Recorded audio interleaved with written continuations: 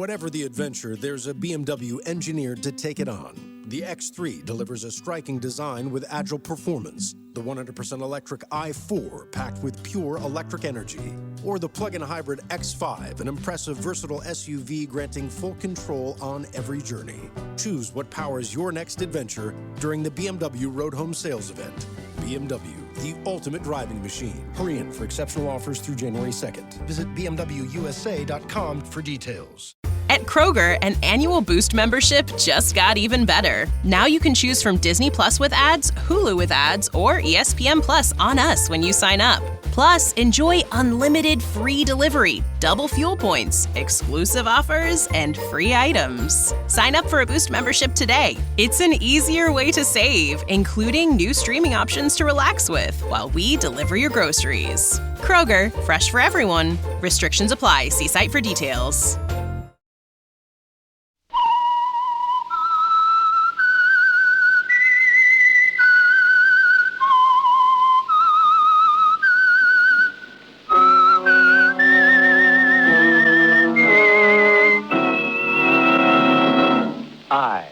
I'm the Whistler, and I know many things, for I walk by night. I know many strange tales, hidden in the hearts of men and women who have stepped into the shadows. Yes, I know the nameless terrors of which they dare not speak.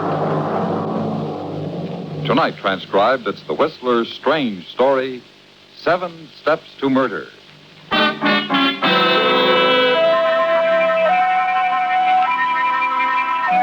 The Atkins-Clayton affair was unusual for 2 reasons.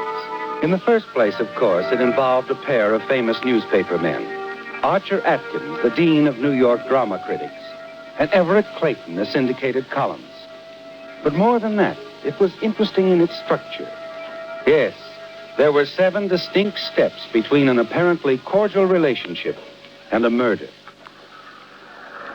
The opening night of Clayton's first play, The Whirlwind, was step number 1. Atkins had attended, of course, with the rest of the critics, and shortly after the final curtain, had walked across the street to the offices of the New York Globe with Murchison, his editor, to meet the newspaper's deadline.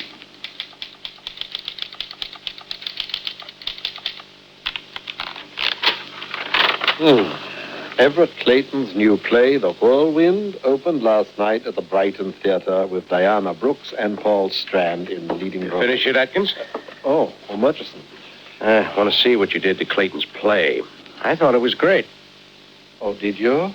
Here's what I thought. Everett Clayton's new play, The Whirlwind, is dullness itself. Is utterly lacking in originality, imagination, or even ordinary playability. The death rattle was audible before the first act was 5 minutes old. Listen, Atkins, you can't. Why can't I? You grew up together. You came from Texas together. You were even engaged to his sister. He's your best friend. Art knows no friendship. You're a liar. You're jealous because Clayton's invading the drama, your sacred territory. Well, if that's true, you should fire me. Too bad I'm too influential, huh? You know, one of these days you'll stick your neck out too far and I'll chop it off. Your review of Everett Clayton's play was step number 2. The next day, you see Clayton in the coffee shop of the Stratford Club, where both of you live. He walks over to your booth, his face tense and expressionless, the paper folded in his pocket. Well, Everett, good to see you. Sit down, please. Thank you. Waiter. Yes, sir? Coffee, please. Yes, sir. 2, no coffee for me. Milk. Yes. Your stomach again? Getting worse, I'm afraid. But that's not why I came, is it, Archer? I suppose not. That review, Archer. Nice of you. You're not a playwright, Everett. You at least saw the play, I presume? Well, of course. An author spends a year writing a play, and that's the consideration he gets. Any of your money in it? Everything I've got. Oh, too bad. Why didn't you consult me before? Let me read it. Because I knew what I'd get. Sarcasm, smart cracks, not one bit of constructive criticism. There is a small item you've forgotten. Talent. No one has yet succeeded in drawing milk from an elephant. Nor kindness from a critic. If you wanted charity, you should have said so. Do you want me to go over it scene by scene and show you how bad it is? No, because you couldn't. That's the trouble, you know. The people don't decide what's good or bad anymore. They wait for the critics to tell them. Well, thanks to you, I know my play is dead, Atkins. But I also know you're a fake. You've been phony all your life. If the Rover Boys in Switzerland had Edgar Allan Poe's name on it, you'd call it great. No, easy, old boy. You're getting carried away. You picked on the wrong guy, Archer. I've got 20 million readers, too, and before this thing's over, I'm going to make you look like the village idiot. Just do me a favor, Atkins. Check my column tomorrow. It'll interest you.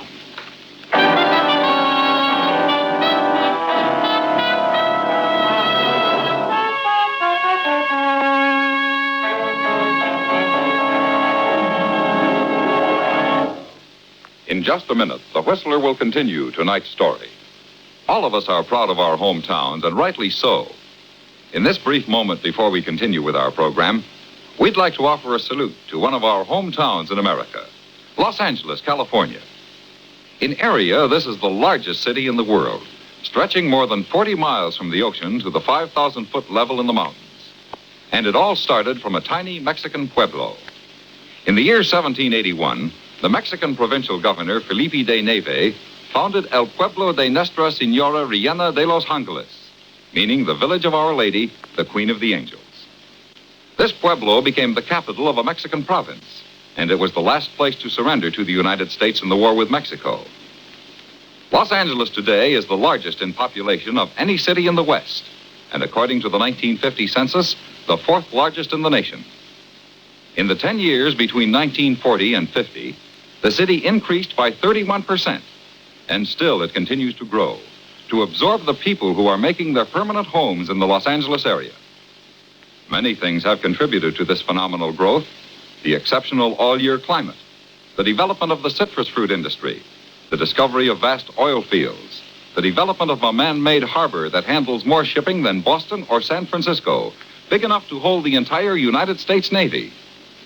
And of course, the motion picture industry that produces 2/3 of all motion pictures in the world. But industries of all sorts have prospered in Los Angeles. More cars are made here than any place except Detroit. More tires than any place except Akron, Ohio. More furniture than Grand Rapids. More sport clothes, oil equipment, more processed food, and more aircraft than any place in the world. Just to give you an idea of how Los Angeles is able to provide room for all these industries and people, this city is bigger than the states of Rhode Island and Delaware combined. It has been a rapid growth from a tiny Mexican pueblo to the world's largest city and area, and Los Angeles intends to continue its progress. The people who call it their hometown are proud of the part it has played in the building of America. And now, back to The Whistler.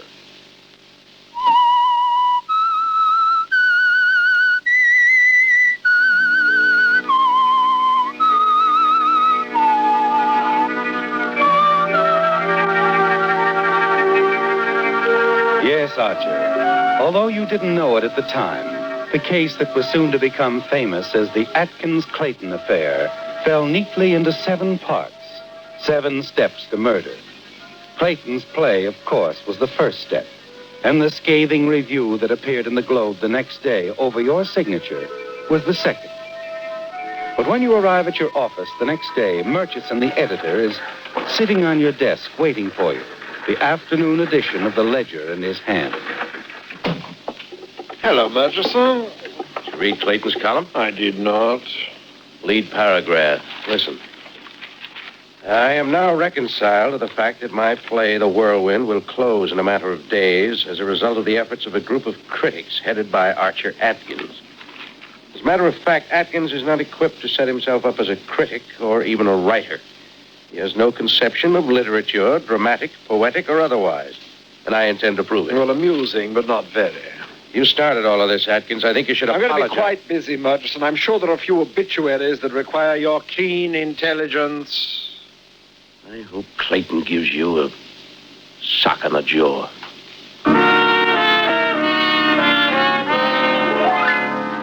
That's step number 3, Archer. The public challenge that went out to 20 million readers. You decide it's ridiculous, of course, and forget about it. The play lasts 5 days and closes.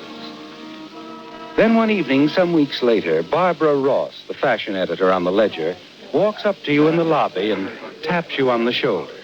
Archer, darling. Oh, good evening, my dear. Archer, I found something I thought you'd want to glance at. Why, did Clayton put me in print again? Nothing like that. Somebody handed me this book of poetry. Poetry? It was printed privately, only 50 copies. Well, let me see. 14 by Jafar Ahmed. What's it about? Oh, I think it's lovely.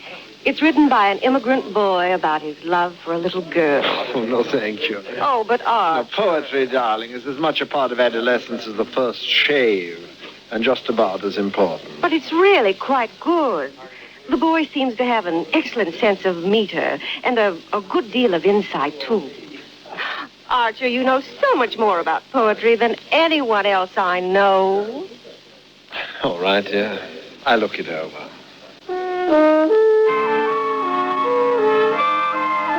Step number 4, the book of poetry. Nothing to it, of course, is there, Archer? But you take it home and toss it on the nightstand. And just before you decide to turn out the light, you pick it up and glance at the first page. It holds you from the start. There's something about the poems that haunts you, almost as if you've read them before. Memories, things you'd forgotten completely, spring to life. Yes, this boy has managed to capture something out of every man's youth. Something that gets under your skin and stays there. You finish the book, get out of bed hurriedly, and sit down at your typewriter. You can't wait until tomorrow, can you, Archer? You've got to get it on paper now.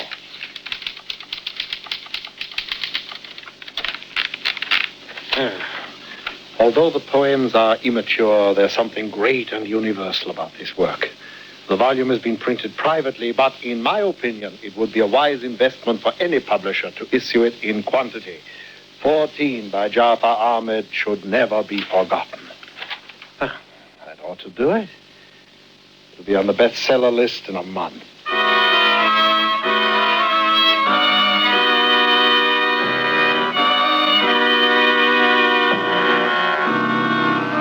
In the morning, you hand your article to a copy boy, unaware, of course, that you've just completed step number 5. Although you don't know it, the minute you turned in that review, you moved nearer to murder than you've ever been in your life.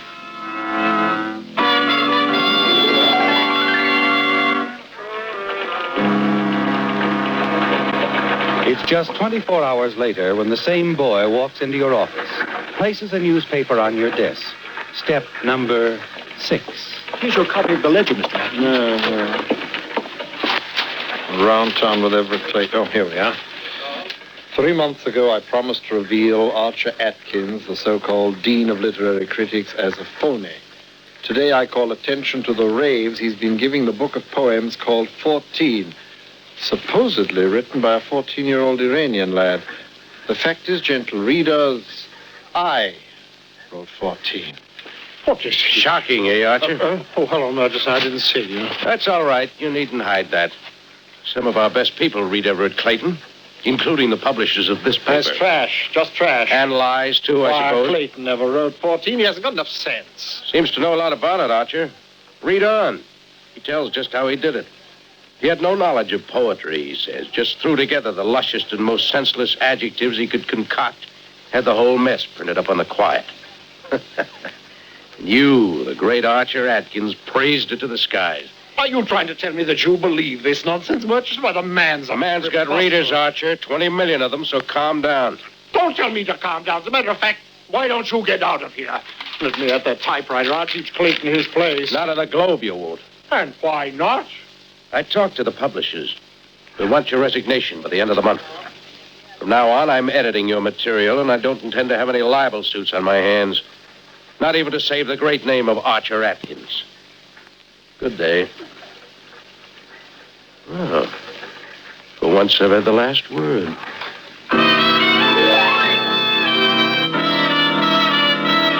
Well, Archer, a turn you never expected. And it's even worse when you reach the Stratford Club and learn that you've suddenly been turned into a laughing stock. Archer, old boy, how could you? What was it now? I still feel the music, the poignant expression of an adolescent love.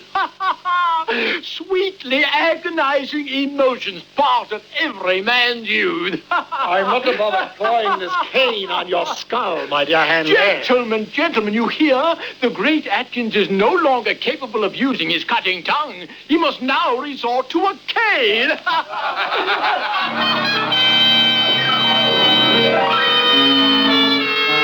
This thing has got you, hasn't it, Archer? And it hurts deep, twisting inside you until finally the seventh step begins to take shape. The seventh and final step, murder.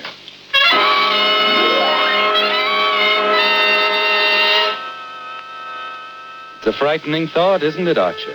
Frightening, but very clear. It's all there in your mind as you ride up to your luxurious suite in the elevator. Everett Clayton is a man of habits, one of them forced upon him by his health. You know all about that, Archer. How each evening at 7, a waiter brings a large glass of milk into his apartment. You smile as you let yourself into your rooms across the hall. Tonight, that same waiter must bring you something as well. Hello, coffee shop. This is Mr. Atkins. I wonder if you'd send me up something, huh? Oh, I don't know, something light, a chicken sandwich, perhaps. Oh, no hurry. What's that? You have a waiter coming to Mr. Clayton's rooms at 7? It's time enough, surely. Just don't make a special trip. Thank you.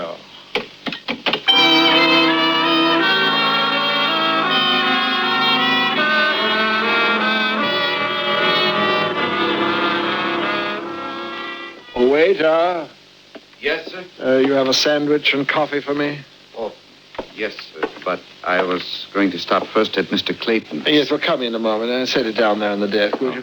And I wonder if you'd do something for me. I tried to unlock a suitcase a moment ago, but I couldn't seem to turn the key. Would you have a look at it, please? Why, certainly, sir. Where is it? In the bedroom. Of course, if it's too much trouble. Not at all, sir. I have handled a lot of them. You hesitate as the waiter starts across to the bedroom. Then you turn quickly to the tray he set down on your desk. Before he comes back, you empty the contents of a small envelope into the milk intended for Clayton. You stir it hastily, and then return to your book. Well, I got it open for you, sir. That lock is sprung a little bit, though. Oh, well, I'll have to have it attended to. Here you go. Thanks for your trouble. Not at all, sir. Thank you very much. Well, thank you. You settle back in your chair now, giving the waiter time to deliver the glass of milk to Clayton. A few minutes later, you slip out into the corridor and down the hall. Stop outside of Clayton's door and listen. He's talking to someone on the telephone. Yes, I got your letter. Well, what did you expect me to do? All right, I promise I'll see them about the first thing tomorrow. Yes, I promise. Goodbye. You wait tensely after Clayton hangs up, hoping no one will come along the hall and find you standing there. The moments drag by. What is he doing? Isn't he ever going to pick up that glass? And then...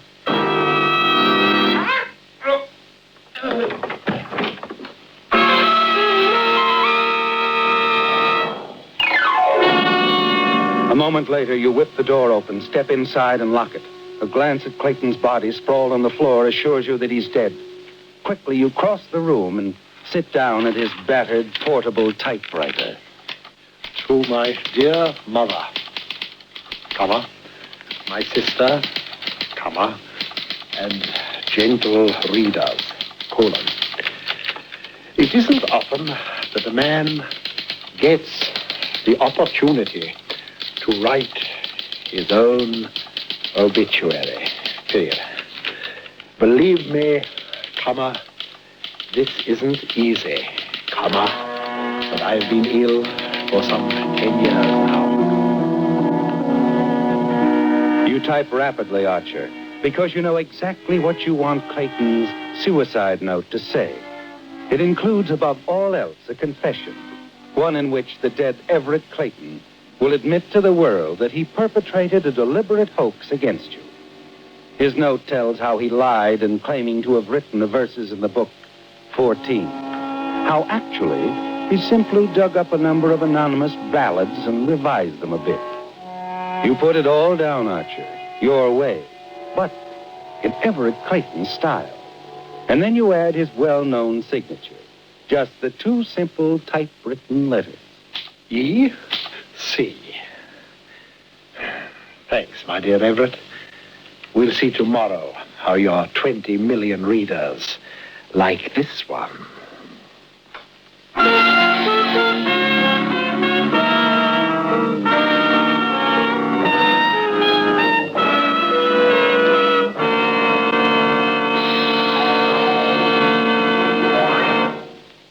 Don't be half right. Use Usafi. For example, about how many standard varieties of domestic chickens would you say there were? 50? No, that's only half right. Brush up on your poultry farming. Tell your I&E officer you want to study with the United States Armed Forces Institute, Usafi. It's easy. It's simple. If you don't want to be half right, use Usafi. And now back to The Whistler. Well, the 7 steps are past now, Archer. Everett Clayton is dead.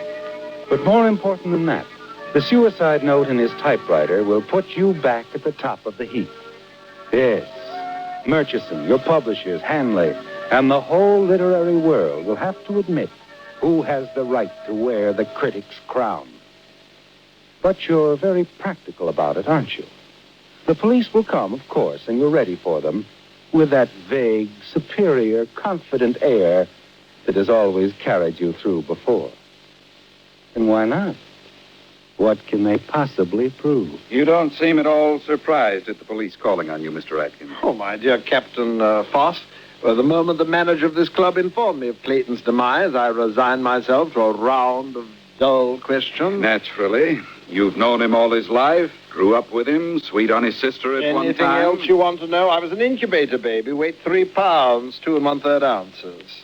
I'm surprised you aren't more interested in the way Clayton died. I like to believe people, Captain. When I'm told someone is dead, I assume he's dead. Whether he was shot through the head with a cannon, threw himself into Mount Vesuvius, or was clubbed to death with the missing arm of Venus de Milo doesn't concern me in the least. Poison is more to your liking, isn't it? I don't know what you're trying to imply. Let's make it clear, then. How long did it take you to write that note? Note, Captain? The suicide note in Clayton's typewriter. Oh, do tell. In verse, no doubt. It says Clayton never wrote those poems, that he stole them from some anonymous ballads. Well, I insisted on that all the time. Wait till I get hold of that editor. You wrote that note, Atkins.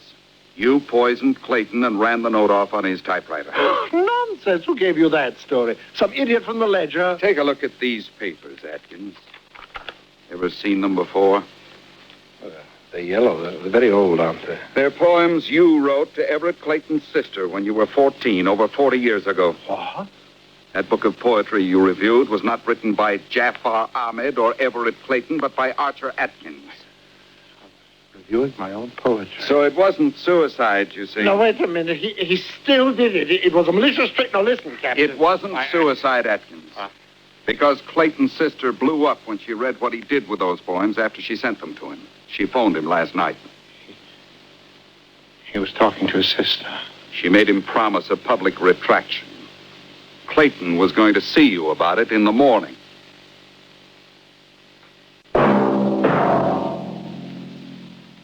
Now, a question. Do you know the name of what is considered to be the first American ship? In 1798, a newspaper advertisement in Salem, Massachusetts, asked for assistance in the building of the Essex. The ad requested that every man in possession of a white oak tree should bring it with him when he came to Salem. In January 1799, there was enough lumber to start construction, and by October of that year, the 32-gun Essex was launched. It was a completely seaworthy ship and saw heavy duty, although 720 days were spent building her. This is but one of many interesting facts which can be found in the history of your United States Navy.